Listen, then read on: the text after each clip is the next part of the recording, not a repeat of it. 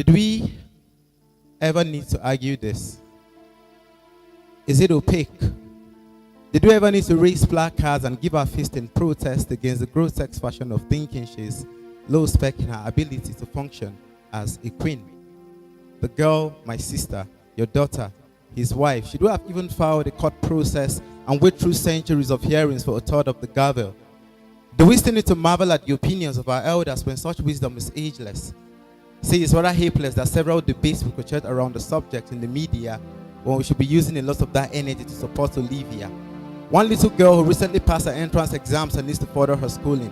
But her mother had told her not to dream too much, as she never knows who her husband would be, as she might just be happy at breastfeeding her kids to become mother of the century or wife of the year, as she may be required to kiss at least 10 men to get a promotion if she ever chased a career, for the credentials between her legs might be needed in satisfying a job description. Sadly, not with the papers or skills she would have earned. Olivia's mother had also glorified the luxury of owning a well-stocked kitchen. She was making her daughter cherish the prospect about flaunting the jurisdiction of how meals will be shared.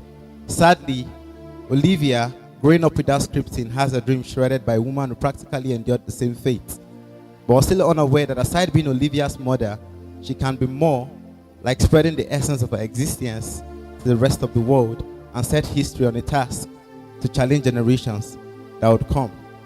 Now Olivia, one day they came for her, little breastless bride-to-be.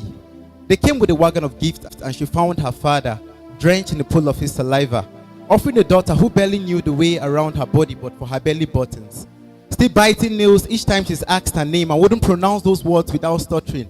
Yet they came flattering that she is as beautiful as her mother, more beautiful in the eyes of their brother. And when she realized that this trade isn't a game, like the 10 she played with her friends, their age is about the same, she went behind the curtains, eavesdropping, sobbing, her heart throbbing as they negotiated the gains of taking her away. But what would she say other than stare like a doll in flames? Because even if she screamed, her voice is trapped under the weight of her dreams. But I'll speak for her, for every girl child living with this scar, knowing what it means to lose your place in the stars. I'll let this world travel far on the wheels of consciousness and bring the world speedy on her. Because the thought of a child carrying another child is not easy on her. So why bruise into her tiny frame when through those cracks in her fragile face and squeaking nerves, she's saying, I am only 9. So your pleasure is not mine. Yes, I was made to shine beyond this den of lust. In all trust, give me a book and a pen. Let me learn so I can make my life choices.